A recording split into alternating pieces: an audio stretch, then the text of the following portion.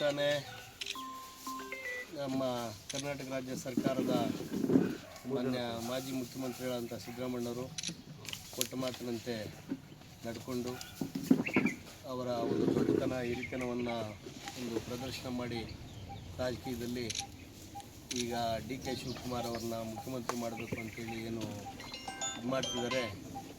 ಹೊಸ ಮುಖ್ಯಮಂತ್ರಿಗಳಿಗೂ ಮತ್ತು ಮಾಜಿ ಮುಖ್ಯಮಂತ್ರಿಗಳಿಗೂ ಅಭಿನಂದನೆ ಸಲ್ಲಿಸ್ತಾ ನಮ್ಮದೊಂದು ಮನವಿ, ನಮ್ಮ ತುಮಗೆರೆ ಬ್ಲಾಕಿಂದ ಒಂದು ಮನವಿಯನ್ನು ಈ ಪತ್ರಿಕಾಗೋಷ್ಠಿಯ ಮುಖಾಂತರ ನಾವು ಕೂಡ ಹೈಕಮಾಂಡ್ಗೆ ಒಂದು ಒತ್ತಾಯ ಮಾಡ್ತಾಯಿದ್ದೀವಿ.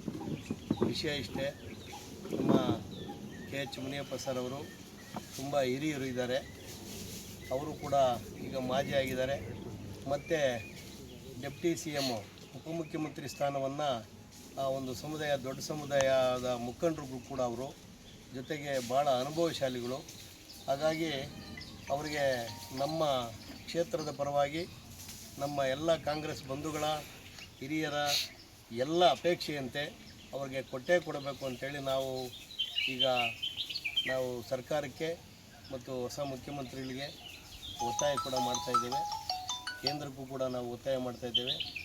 ಹಾಗಾಗಿ ಮುನಿಯಪ್ಪ ಅಣ್ಣವ್ರಿಗೆ ಅವರ ಅನುಭವಕ್ಕೆ ತಕ್ಕಂಗೆ ಉಪಮುಖ್ಯಮಂತ್ರಿ ಸ್ಥಾನವನ್ನು ಕೊಟ್ಟೇ ಕೊಡಬೇಕು. ಅವರು ಇಲ್ಲಿವರೆಗೂ ಅವರು ಕೊಟ್ಟಂಥ ಖಾತೆಯನ್ನು ಭಾಳ ಚೆನ್ನಾಗಿ ಒಳ್ಳೆಯ ಹೆಸರು ತಗೊಂಡು ಯಾವುದೇ ಒಂದು ಕಪ್ಪು ಚುಕ್ಕೆ ಇಲ್ಲದೆ ನಿರ್ವಹಿಸ್ಕೊಂಡು ಬಂದಿದ್ದಾರೆ. ಆದ್ದರಿಂದ ಅವ್ರನ್ನ ಯಾವುದೇ ಕಾರಣಕ್ಕೂ ಕಡೆಗಣಿಸಬಾರ್ದು. ಕಡೆಗಣಿಸಿದ್ರೆ ನಮಗೂ ಕೂಡ ಬೇಸರ ಆಗ್ತದೆ. ಈ ಹೋಬಳಿಯ ಪರವಾಗಿ, ನಾವು ಈ ಕ್ಷೇತ್ರದ ಪರವಾಗಿ ನಾವು ಅವ್ರಿಗೆ ಉಪಮುಖ್ಯಮಂತ್ರಿ ಸ್ಥಾನವನ್ನು ಕೊಡಲೇಬೇಕು ಅಂತೇಳಿ ನಾವು ಕಡ್ಡಾಯವಾಗಿ ನಾವು ನಮ್ಮ ಕ್ಷೇತ್ರದ ಪರವಾಗಿ ಎಲ್ಲ ಕಾಂಗ್ರೆಸ್ ಬಂಧುಗಳ ಪರವಾಗಿ ನಾವು ಕೇಳ್ತಾ ಇದ್ದೀವಿ. ಏನಿವತ್ತು ಕರ್ನಾಟಕ ರಾಜ್ಯದಲ್ಲಿ ಮಾನ್ಯ ಸಿದ್ದರಾಮಯ್ಯನವರ ಆಡಳಿತ 3 ವರ್ಷದಿಂದ ತುಂಬ ಚೆನ್ನಾಗಿ ನಡೀತು.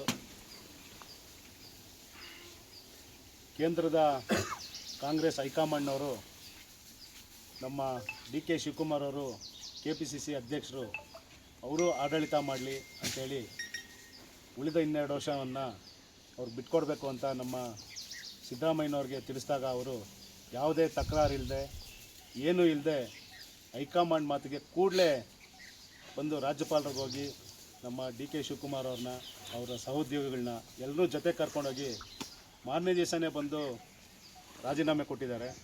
ಇಡೀ ದೇಶಕ್ಕೆ ಇದು ಒಂಥರ ಮಾದರಿಯಾಗಿದೆ. ಸಿದ್ದರಾಮಯ್ಯನವರು ನೀಡಿದ್ದಂಥ ಸಂದೇಶ ಇಡೀ ದೇಶದ ಕಾಂಗ್ರೆಸ್ಗೆ, ಯಾಕೆಂದರೆ ಹಿಂದೆ ರಾಜ್ಯಗಳಲ್ಲಿ, ರಾಜಸ್ಥಾನದಲ್ಲಿ, ಮಧ್ಯಪ್ರದೇಶದಲ್ಲಿ ಈ ಥರ ಬದಲಾಗಿತ್ತು. ಹಾಗಾಗಿ ನಮ್ಮ ಪಕ್ಷಕ್ಕೆ ಸ್ವಲ್ಪ ನೆಕ್ಸ್ಟ್ ಮರು ಚುನಾವಣೆಯಲ್ಲಿ ಸ್ವಲ್ಪ ಹಿನ್ನಡೆ ಆಗಿತ್ತು. ಇದನ್ನು ನೋಡಿ ಸಿದ್ದರಾಮಯ್ಯನವ್ರು ಮಾಡಿದ್ದ ಕೆಲಸ ನೋಡಿ ಇಡೀ ದೇಶನೇ ಥರ ದಿಗ್ಭ್ರಮೆ ಆಗಿದೆ. ವಿರೋಧ ಪಕ್ಷದವರು ಕಾಯ್ತಾಯಿದ್ರು, BJPಯವರು ಇವ್ರು ಕಿತ್ತಾಡ್ತಾರೆ ಅಧಿಕಾರಕ್ಕೋಸ್ಕರ ಅಂತ. ಅದಕ್ಕೆಲ್ಲ ಒಂದು ತೆರೆ ಎಳೆದಿದ್ದಾರೆ ಸಿದ್ದರಾಮಯ್ಯನವರು. ಹೈಕಮಾಂಡ್ನವರು ಖುಷಿಯಾಗಿದ್ದಾರೆ. ಈಗ ನಮ್ಮ ಡಿ ಕೆ ಶಿವಕುಮಾರ್ ಅವರು ಖುಷಿಯಾಗಿದ್ದಾರೆ. ಯಾಕೆಂದರೆ ಡಿ ಕೆ ಶಿವಕುಮಾರ್ ಅವರು ಸಂಘಟನೆ ಚತುರ ಕಾಂಗ್ರೆಸ್ಸಲ್ಲಿ. ಅವರು ಪಕ್ಷ ಕಟ್ಟೋದಕ್ಕೋಸ್ಕರ ಸುಮಾರು 3-4 ವರ್ಷದಿಂದ ಅವರು ಕಷ್ಟಪಟ್ಟಿದ್ದಾರೆ. ಅವ್ರಿಗೂ ಅಧಿಕಾರ ಸಿಗಲಿ. ಕರ್ನಾಟಕದಲ್ಲಿ ಏನು ಗ್ಯಾರಂಟಿಗಳು ನೀಡಿದರು, ಏನೇನು ನಡೆದರು, ತುಂಬ ಚೆನ್ನಾಗಿ ಸರ್ಕಾರ ನಡೆಯುತ್ತೆ ಮುಂದೆ.